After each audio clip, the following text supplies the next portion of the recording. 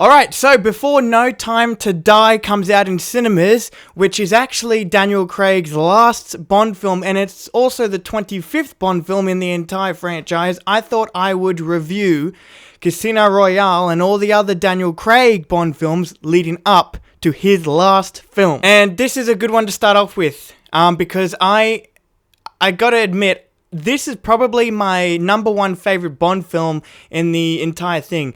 I mean, I haven't actually seen every Bond film. For the majority, I've only seen Daniel Craig's Bond films. But this has got to be the best. I mean, I've heard nothing but great things about this film. I've watched it quite a bit, and I personally think it's the best origin story that anyone could have ever given to James Bond. And I love how this film starts out with the chase scene through the construction site.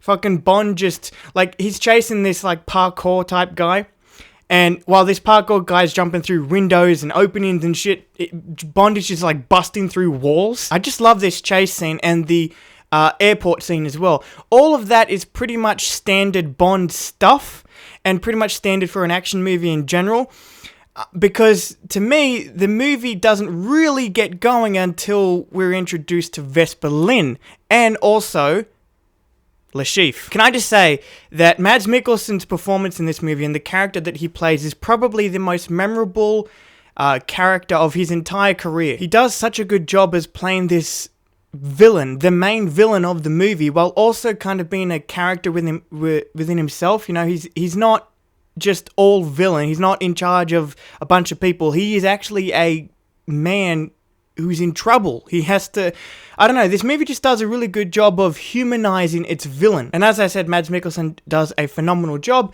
You know who else also does a good job? Is the actress that plays Vesper Lynd. Eva Green, or Evergreen. She does such a phenomenal job as Vesper Lynd. Can I just say that Vesper Lynd is the Bond girl. I don't know, I really don't know about all the other Bond girls before this movie, but this Bond girl is not just a Bond girl. She is her own character. She goes through her own arc. She goes through her own troubles and stuff, and she's not just a Bond girl for the sake of being a Bond girl. She's intelligent. She challenges Bond in a lot of ways. This movie also does a phenomenal job of actually getting you into the poker scenes. Poker? I think it's poker.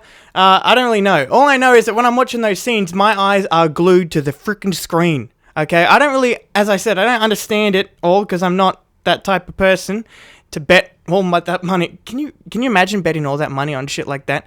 Anyway, the movie really gets you into those scenes, because even though I don't quite understand it, while I'm watching it, I am locked in. I am understanding everything that's happening. And I reckon they just did, if the casino scenes did not work in the movie, then it being Casino Royale, the whole movie kind of lives and dies on what it's about. So yeah, if those scenes didn't work, and the characters that we have for this movie, like Vesper Lynd, Le Chiffre, and even Bond himself, this being an origin movie for him, if none of that worked, then the movie wouldn't work. But it all works. Bond is given such a great origin story for this movie. He's given a great female companion. He's given a great villain.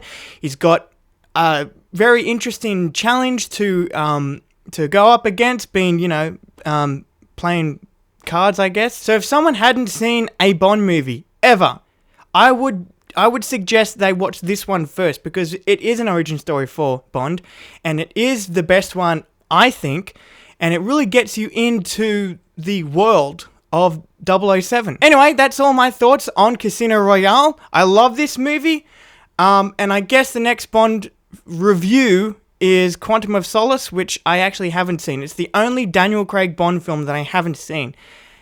For good reason too, because I have heard a lot of bad stuff about that movie. So we'll see how that goes. But I guess I'll see you in my next video.